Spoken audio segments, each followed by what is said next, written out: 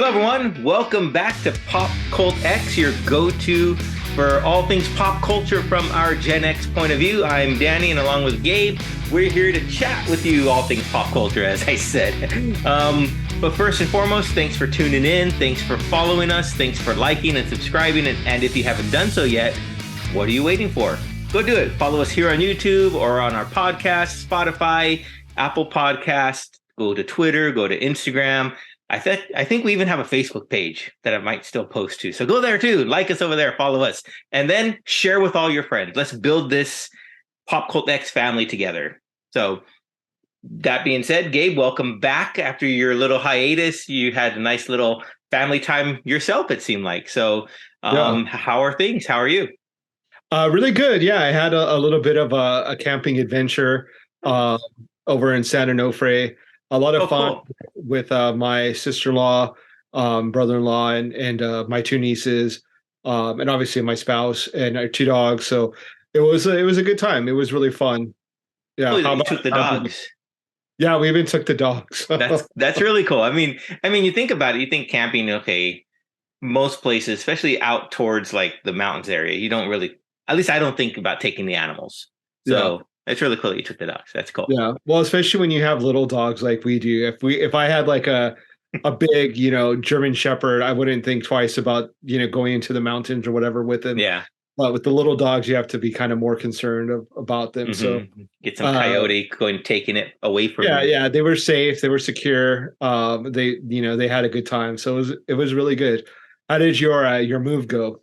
Oh, finally finishing. So I'm finally able to catch a breath, it seems like. If everyone out there, you've moved before, you know what I'm talking about when the big stuff is all moved and now you're just like the final little pieces, cleaning up the old place, whatever you have to do there. And so I finally turned in our old keys and that place is done and over with. So finally be able to pause for a moment and catch a breath. So It's good. Very cool. So in regards to movies, music, comic books, things like that, what have you caught? Have you had a chance to really watch anything with all of that being said? I did. I did get a chance to watch a couple TV shows that sadly were the series finales. And that was both Ted Lasso and The Marvelous Mrs. Maisel.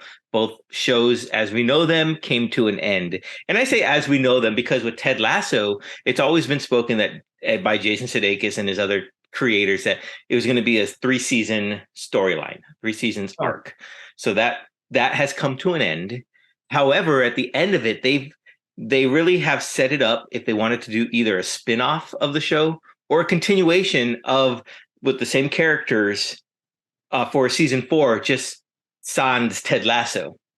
Yeah. Whether they rename the show, I don't know, but it really seems like they set it up that way so that they can continue on what they've built upon and the fan base, and then they can continue sharing stories with the characters that we've grown to love. So that's really cool. So from you being a big fan, how would you like it? Would you like it to end where it's at now, or would you like them to kind of spin off with the other characters and kind of keep it going? Even though it won't be the same because it'll be without Ted.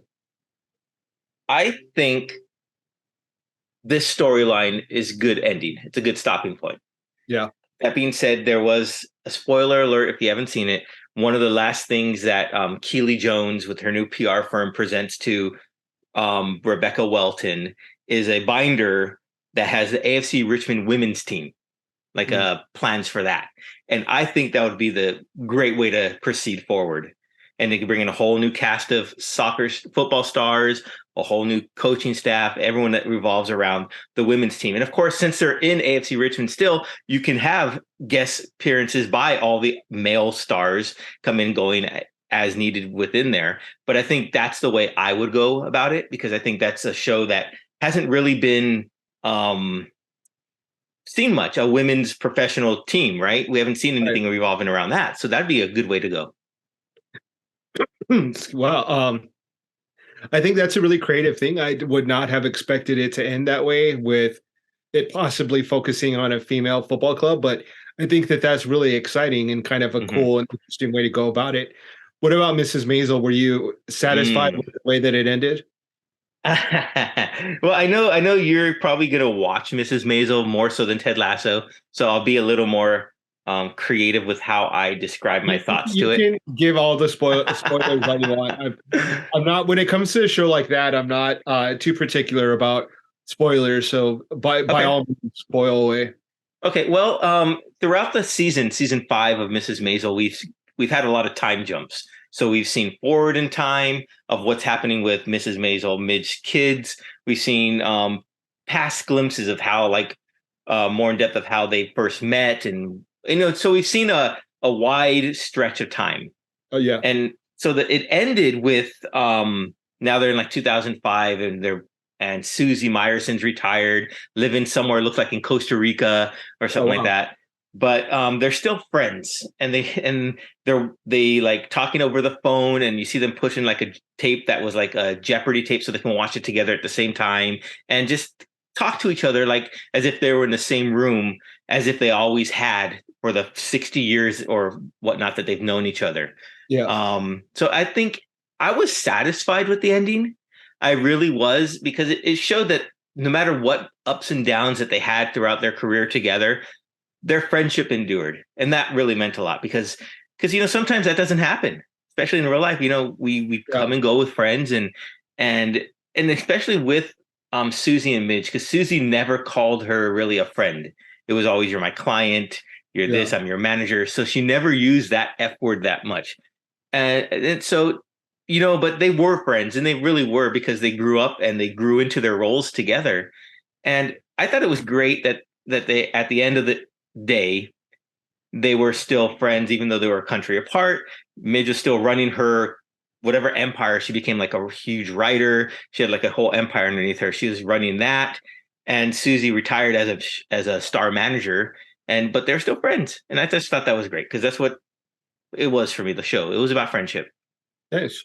Yeah, I think that was the theme that running through, or the main relationship between her and her manager and their friendship. So, sounds like it was pretty satisfying watching Yeah, that play out. yeah, I enjoyed Well, it. I mean, I I have to always, check it out. yeah, you're gonna have to check it out. I thought for sure that they put in Jeopardy, because one of the questions is going to be, this comedian started or got her start at the Gaslight or something like that. So writers on Miss Maisel, you missed an opportunity there to include something like that. I thought that would have been great, but oh well, I still enjoyed it. So thank Yeah, you, that would have been everyone. fun. Thank you to all the creators of Mrs. Maisel and all the creators of Ted Lasso for providing me and countless others two different universes that we could just escape into for Yeah. quite a while. So thank you. Well, speaking of universes, while you were watching the end of two shows, I was able to watch Across the Universe, or the Spider-Verse, Mm. Miles Morales' new Spider-Man movie. And let me tell you, it didn't disappoint.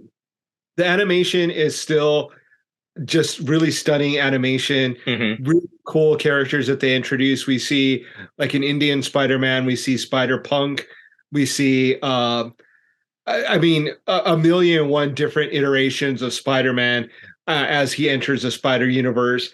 Obviously, one of the big ones is Spider-Man 2099, Yeah. which I'm a big fan of. He didn't disappoint. Definitely there. I mean, it's not a spoiler. We know that there's going to be a third movie coming out, Hmm. so not all the loose ends are tied up. But a lot of fun. It was the animation is still one of the main things that is really makes the film. It's just really amazing animation that they're pushing the genre forward. Yeah. The other thing is the storytelling. One of the themes in it is Miles having a story, and whether or not he needs to stick to that story, or if he's going to allow people to dictate to him what his story is. Okay. And I think a lot of young people can relate to that being, a coming in of age story where you're a young person, your parents have expectations of you, you have expectations of career. Obviously, you're not a superhero. You don't have that's magnitude that Miles does, but you can relate to having your future kind of in front of you and deciding, okay, which way am I going to go, and feeling that maybe it's sometimes that you're not in charge of your own Yeah. future, your own destiny, that you have to listen to your parents, or you have to listen to your school, or your whoever it may be that's trying to influence you. That's kind of the main theme of this is him deciding what his story is and what he's going to do, who is he going to become. Speaking of friendship, it also we see him with Gwen Stacy. Um, Also, their friendship really growing as well, and really kind of a strain at one point because of the things that happen in the Yeah. film. I won't spoil it for you, but you see the Peter Parker, the friendships that they have are really being tested in this movie, but really cool. I think you're going to really like all the cool Spider-Man gags that they have because there are plenty of them. Spider-Punk is probably I would say the second coolest because Spider-Man 2099, I would say, is the coolest. And then Spider-Punk. The way Spider-Punk is drawn, the way it's Yeah. illustrated, is really, really cool. When you see him, his British accent, um, it's really cool. It's amazing. I'm gonna have to go check it out again for a second time just because the visuals are so amazing. Yeah. That's obviously what we've come to expect from Miles Morales, that Spider Universe, and so I know you're going to go check it out soon, and you're going to have a wonderful time because it's just like a feast for the eyes. It's just amazing. Yeah, and you're right about Spider-Punk. From what I've read and seen on like Twitter, that's been like the standout was his animation style. So I'm really Yeah. excited to go watch it and stay tuned next week. We're gonna do a more in-depth coverage of Spider-Man across the Spider-Verse. Yeah, Spider-Man, right? Not Miles Yeah. Morales. Yeah. Okay, yeah. So I just had a thought. Is it called Spider-Man? Is it called Miles Morales? It's called Spider-Man, right? Yeah. Spider-Man Across the Yeah. Spider-Verse. So we'll have a more in-depth, you know, thoughts and get more into spoiler content, I guess, if you will, after I watch it. So stay tuned next week for that. But Absolutely. the animation, yeah, I saw a tweet from Jorge Gutierrez, the Book of Life creator, Maya and the Third creator. He's like, how am I supposed to come up with an animated film following that? Yeah. Right? It's like, because I know he's working on one for Netflix called like I Chihuahua that surrounds like luchadores or something like that, and the Chihuahua wants to be a luchador or something. So I could have. It's like he's like doing getting up on stage after someone fantastic performs, and you're supposed to Yeah. follow them. So it's like, Well, I think that his all of the work that he's done has had a very specific style as oh well. yeah, of course. It's very unique to him. So, I mean, I don't think I mean, I'm sure it's his way of honoring or giving credit to the illustrators or the people that have done work on Spider-Man across the Spider-Verse. But I don't think he has anything to worry Oh about yeah, because he yeah. carved himself a niche that is so specific and really entertaining and really provoking as well. So, Oh yeah. Hmm. I think he's being a little modest there. Yeah, of course, of course. It was just tongue in cheek, but I thought Yeah, it was, just it shows, like you said, giving honor to those animators on this film. yeah. So, another Speaking film. of Oh, really honoring the voice actors do such a great job. Obviously, Shamik Moore and Haley Steinfeld are Miles Morales and Ghost Spider, but mhm. you also have Oscar Isaac who plays Spider-Man 2099 or Miguel. You have Spider-Punk Daniel Kaluuya. Yeah. Jake Johnson is back as Spider-Man. Brian Tyree Henry. Issa Rae is Spider-Woman, who's another cool character. She plays Jessica Drew, Spider-Woman in Hmm. the Spider-Verse. Jason Schwartzman is Spot, who is the villain. Uh, Karan Sani is Spider-Man India. You have Lauren Velez is Rio Morales, Miles Morales' mom, and Andy Samberg as Ben Riley, Spider-Man.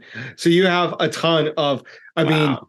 it's just one after the other of really cool Hmm. characters, really, and really, I mean, just another thing of just it being cool seeing a Latino character superhero on the screen and seeing his relationships with his parents and his mom, and it just being really great that we're getting that type of representation, not only with him but then with Spider-Man 2099 as well. It's just a really good feeling to see a character like that up on the screen in a heroic format or in a role of being a hero. Is really cool. I'm glad that kids are able to see that. When I went to the theaters, it was a really diverse group of people, but very heavily like African American, very heavily Latino as well, and you could almost get the sense of pride that we're there to watch a superhero that reflects our culture, and it's such a really cool thing. Like I just love that they're able to create this for us because it's so important for those little kids that are watching and seeing that we can be heroes too. Yeah, yeah, definitely. And I think I'm glad you said that because you always speak to how we have to show up, right? Show up to show because we talk with our wallets to show that what more content or more programming or more movies and films that we want that reflect us. So I think it's important for us to show up. So I'm glad to hear that. Yeah. I went to another movie that was very similar, The Little Mermaid, where I saw a lot of Black women in the audience that I think were took a particular enjoyment out of seeing The Little Mermaid and seeing her be a Black woman and being a Black mermaid, a Black princess as well. And I know there was a lot of controversy with that, with Ariel being played by a Black actress, but to see the joy that it brought to so many people in the audience, Hmm. I was like, that's where it's really worth it. I mean, Yeah. it's silly to think that a Black actress can't portray a mermaid that's a fictional, you know, fantasy creature. But then to also see that like it is important that we get those characters because the representation matters so much. And I personally was able to see it because I saw the audience and saw how happy it made them see see her up on the big screen as a princess and as Ariel. And it was a really cool moment to see how the people in the audience enjoy seeing her and talk about success. I mean, they really, a lot of people came out to see Little Mermaid, and I'm sure the same thing. What I don't know what the numbers are for across the Spider-Verse, but I'm sure it made a It lot of was like money. 120 million, I think, for the first weekend, which Oh is pretty wow. good. Yeah. Yeah. For the Little Mermaid, how did it, or where would you rank it in the Disney live action remakes? I haven't, I was discussing that with Doug. That I haven't really seen a lot of the live action ones. Like I haven't seen Aladdin. I didn't Okay. see Lion King. So the ones that I have seen that I liked was Cinderella. I really enjoyed Cinderella, which seems like it was such a long time ago, but It does. um, Yeah. and then I liked Maleficent, which isn't really a live action version because it's sort of like its original own story. I Hmm. really liked Maleficent, the two films with Angelina Jolie. I liked what they did with Cruella. I Yeah. really enjoyed that film.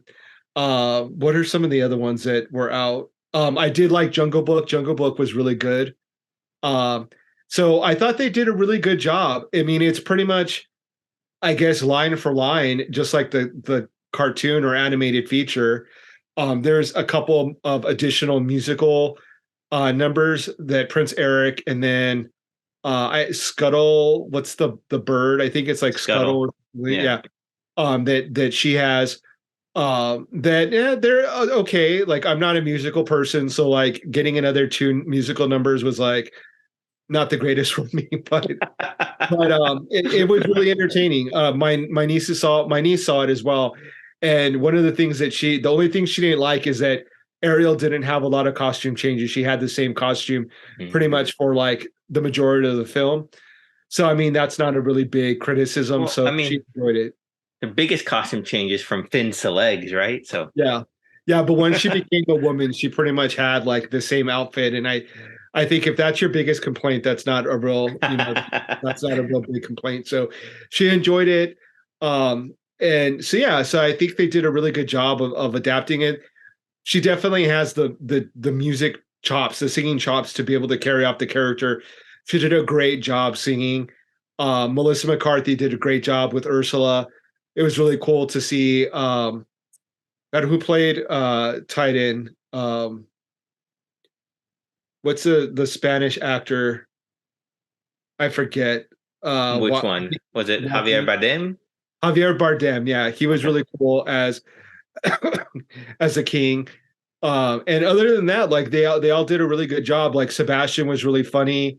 Hmm. It wasn't odd seeing them in live action. Like some people were really worried about it. It looked kind of cool.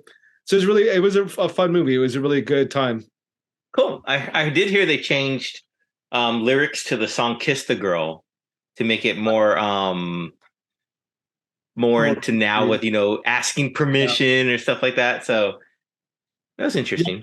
I want to say that I saw on Twitter or like maybe so I don't know that I saw somewhere where Candace, what's her name? Candace something. Yeah, Owens, I think. Owens, she was going off about how they had to change the lyrics, and I quickly like swiped her face away just because I was like, I didn't even notice it being changed. Like I'm not a stickler like for the original animated feature. Like I don't know what word for word what the movie was Hmm. like. I didn't even notice the difference in the song. Right, you probably didn't. Honest. Yeah. I was more like looking at the imagery, and the imagery was really cool. I could, I mean, if you hadn't have told me or I hadn't have seen, the so-called controversy, I would have never have known in my whole life that they changed the lyrics. But um, I think it's good. Like times change. Yeah. It was a long time ago that the animated feature came out. Not everything's going to be the same. Hmm. Uh, so why not change it if you can? Yeah. If you have that opportunity and it doesn't hurt anything, so why not? Yeah. Yeah. I hear what's his name? David Diggs, who did the voice of Sebastian, Mhm. did a really good job He from did. what I've read. I haven't seen the film yet, so Yeah, he has that great line with where he's like the whole movie he's been saying, telling Trident to like be hard on Ariel, and he needs to like tell her what to do, and then at the very at the end he's like on his shoulder he's like it's like I always say you have to be let kids them. live their own lives and be free. And he's like what? And I just it's such a funny line. But he definitely is a standout as far as the comedy. He did a Yeah. really good job. Cool. That's fun. Another animated film that's going to be coming out later on this year that I saw a news article about was the new Teenage Mutant Ninja Turtles Mutant Mayhem film. Yeah. And what caught my eye was that Trent Reznor and Atticus Ross are going to be doing the score for that film. So I thought that was really exciting. Trent Reznor from Nine Inch Nails, the Academy Award winning film score. Trent Reznor is going to be doing that. So I thought that was really cool. I'm excited for that film, especially because the voices for the turtles and the Ninja Turtles themselves are going to be actual teenagers. Yeah.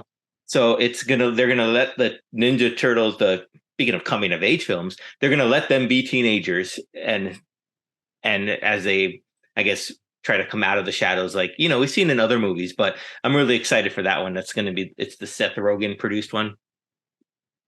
Yeah, I've seen it and I saw the previews again for it. The animation looks really cool. I really like Hmm. it. I was just as you were talking about Nine Inch Nails and or not Nine Inch Nails, Trent Reznor, I was thinking of all the songs that I used to listen to that I still listen to, and then it trips me up that he does soundtracks for kids movies now. Or like what was there was another kids movie that he did, right? Like Well, he did Soul. That's where he won the Academy yeah, Award for. yeah. So it's like it just trips me out that like he the imagery, the lyrics, that then he like starts to. I mean, I guess we all change, but Well, I, he's expanded, yeah, right? he expanded his He's horizon. grown. He hasn't changed as much, or he's just grown. And I mean, we spoke to like Jaime Morales a couple weeks ago about his work as being in a live band to now doing film scores. So yeah, I guess it happens, you know? Yeah, yeah. It just I had a flashback. I was leaving work the other day, and I was having like a particularly like rough day, so I like threw on Nine Inch Nails. I was listening to Head Like a Hole. I was just like letting all my aggression out, and then to now hear like, oh yeah, he's doing the new Teenage Mutant Ninja Turtle soundtrack, which like I don't think they'll have any of the Nine Inch Nails songs on there. No, probably not. Yeah, it's really cool. Like I am really excited to see what they'll do with Nine Inch Nails. I think that the Spider-Man Miles Morales, like that film has kind of opened up the door for alternative types of animation. I agree. So I'm really excited to see what they can do with the animation style in that film as well. Yeah, yeah, definitely. The last thing I had, also comic book related, it comes from a previous guest. I subscribe to like her newsletter, Kelly Thompson, and Mhm. she announced today that she's going to be doing or writing the next Birds of Prey for DC Oh, coming out nice. this fall, and it's the whole. Hawkeye team when she did Kate Bishop Hawkeye. So Leonardo Romero the drawing, Jordi Belair and the colors. So it really excited for that because I did like that artistic style. So I guess if you can get the whole crew back together, why not? So I'm looking forward. I don't really read that much DC, but I will be picking up Birds of Prey this fall. Yeah. Which I'm sort of surprised because you like those type of heroes, like the Batman, the Huntress, like they're sort of like the like they're not like the heroes that I like that are like gods that Right, can right. fly and shoot lightning or whatever. They're like Hawkeye, like they're humans. And Well, I do so like Batman. I yeah, mean, I'm surprised you don't get into that a little bit more often because when I think of Marvel, I think of like this, like the X-Men, or the really super fantastical superheroes, not necessarily like like Hawkeye or Thor. Yeah. Well, Daredevil. I mean, I think my Marvel characters are Daredevil. Yeah, I like Moon Knight, who's kind of like a god in a way. yeah, But he is like the iteration, not exact of Batman, but he does work at night, and I like the fact that he wears white because he wants people to see him coming. yeah, And like Hawkeye, like you said, I like Kate Bishop. I've started to really enjoy like Captain Marvel. So she has more like um godlike powers. She's yeah, overpowered in a way, but Kelly Thompson, who I've been reading that run from her, is she put her through the ringer. My goodness, yeah, and it's just crazy. I've been reading Black Bolt, the Inhuman King, yeah. the written by Saladin Ahmed, who's going to be writing Daredevil come this September. So Uh, he also put Black Bolt through the ringer, and that was a crazy storyline. I I just started reading another one of his called Exiles, with a character called Blink who can multiverse, travel through the multiverse and has to save the multiverse from the Time Eater. So I just yeah. started it, so I'm not sure what it's all about yet, but it's really fun. Um, what I other should comic books? have Blink up here somewhere. Up there. Okay. Yeah. She's one of those action figures. That's cool. I mean, it's funny and maybe a little tease, but we might have Saladin Ahmed on the show in the next few weeks. So stay tuned for that, everyone. Once we can iron down a date. But one question I wanted to ask him was: so in Black Bolt, his character was called Blinky, and now in Exiles, there's Blink. So I'm just wondering what's his what's his attachment to that name? Why does he like it so much? So We'll have to yeah. find it. Well, stay tuned for that answer. Yeah. What about you? Any new comic books you've been reading or anything? I just grabbed some stuff for this month. June is obviously the beginning of Pride Month. Hmm. So I got the DC Pride 2023 annual. So I haven't read it yet. I picked that up. I got The Color of Always, which is a love anthology. And then what else did I get? So some other random books, but pretty much stopped by one of the local comic book shops in North Park, and they're focusing on Pride Month and celebrating Pride Month by focusing with a lot of the publishers that have published stories specifically about LGBTQIA characters. So I thought I need to support that. So let me pick up some books. So Cool. that's what I did. Yeah, I think doesn't Josh Trujillo have a story in the DC Pride? he does. Let me. I think it's like Apollo and Yeah, a Midnighter. Midnighter. Yeah. Yeah, I haven't read it yet, so I will have to let you guys know. But yeah, he does have a story in here that I have to read. I'm flipping And through it right now, and yeah, well, it's cool stuff. speaking of Josh Trujillo, you had tweeted out that you picked up I guess found Oh in yeah, Target the Blue Beetle graduation day action figure that comes with yeah, the comic book. That is so cool. That yeah. is really cool. There it is. There's Jaime Reyes right there. I guess he also tweeted out, Josh, that in August they're going to be selling in Target the English and Spanish versions of it. So I thought that was Yeah, really like cool. the trade paperback of the Mhm. collected series. Yeah. So it's really cool that it's going to be out in both languages. So I thought that was exciting. Yeah. I'm thinking about buying the Spanish one just so that I can try to read it and see if I can understand it. You should. That'd be cool. Why not? And I of need to course, practice my Spanish. But yeah, the Blue Beetle action figure is pretty cool. It's a little bit smaller than the ones that I normally collect, and I do have uh, a lot. yeah. Well, no, I actually have a Blue Beetle already. Let's see if you can see it. Taking a trip to Gabe's Toyland. Yeah. So that one is the traditional 6-inch action figure, but anytime I have a small collection of Latinx or Latino action figures of superheroes. Okay. So that's like sort of my sub collection. My main focus is the X-Men, but I have to, anytime I get Latino representation. So I have Miles Morales, I have Namor, I have Blue Beetle, Spider-Man 2099. I have all the action figures that they make of pretty much that I can find of That's cool. Latino superheroes. So very cool. So if anyone out there has any, Gabe's address is P.O. Box. I need more.